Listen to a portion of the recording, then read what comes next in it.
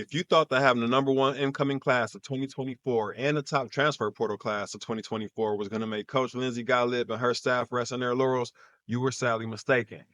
Now, we're trying to go back to back and get the top class of 2025. And the summer might be early, but if you're not early, it's late because 5 of the top 15 have already committed, none to USC. So I'm going to take a look at the top 25 players and which three I think will head the number one class for USC women's basketball of 2025. Let's get into it. All right. Now, as of today, May 25th, 2024, Aaliyah Chavez is the number one ranked player of the class of 2025.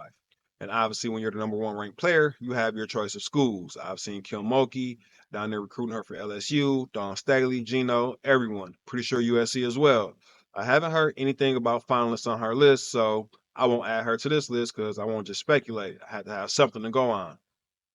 Sienna Betts, she's already committed to UCLA. Obviously, to go play with Lauren Betts, who she played with in high school as well.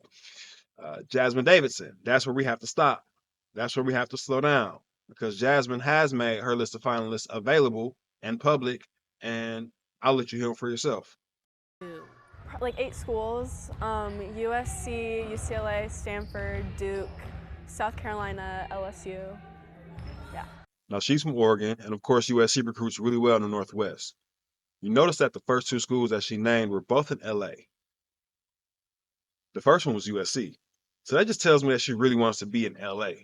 And she would fit in well at UCLA, but they have Kendall Dudley coming in, and they're both two slightly built players. At USC, she would have Talia Van Oelhoffen, she would have Kennedy Smith and Juju Watkins around her to absorb those bigger, more physical matchups while she can kind of just float around as a free safety and be the 6'1 Cameron Brink that she projects to be. Sometimes I see players put moves on her and she just reappears out of nowhere and just stuffs her shot without barely even jumping.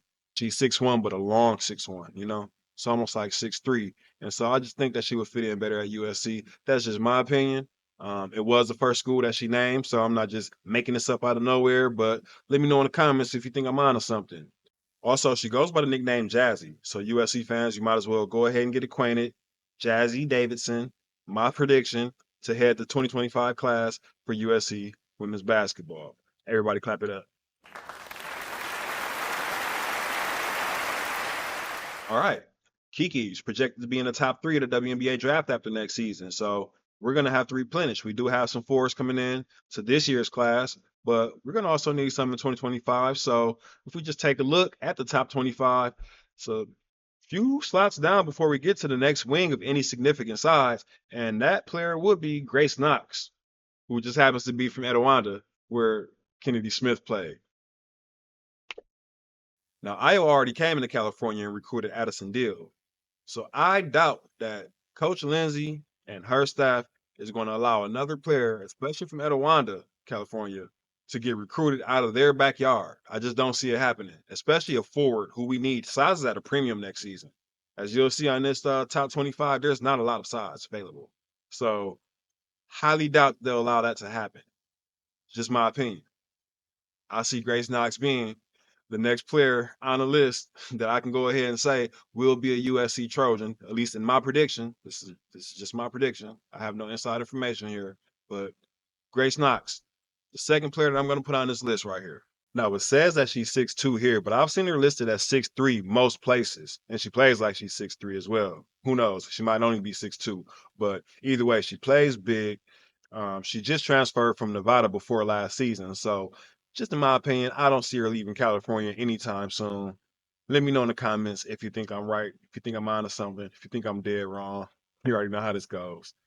Aliana Puff Morris, one of the best shooters and distributors in his class. She showed up well at the Nike EYBL League. She's one of Kennedy Smith's closest friends from the school and remains to be very close to her, at least through social media. That's what it seems like. You can see here for yourself on some of these videos of Aliana's birthday party, where you'll see Grace Knox and Kennedy Smith in attendance. Um, just from a synergy standpoint, it just seems like a great ad. And also from a basketball fit, if we're going to be bringing in forwards, you already have some of the best wings in the nation. You're going to need a distributor and an outlet that can knock down shots at a consistent rate. And that would definitely be Aliana. That would be exactly who Puff Morris is. So, a lot of cool nicknames too. We got a Jazzy, a Juju, a Puff. I mean, I'm getting ahead of myself, just throwing Jazzy and Puff in there. But this is what I do. I get ahead of myself. I mean, you know, can't help myself. So those are the three that I think will head the class of 2025 for USC. And I could be dead wrong. Let me know in the comments if you think some of these players that I named are headed to your school and not to USC, or if some other players that you would rather see at USC besides the ones that I named. Let me know in the comments. I think I'll go ahead and end this here. Thanks for watching. Till the next one. Peace.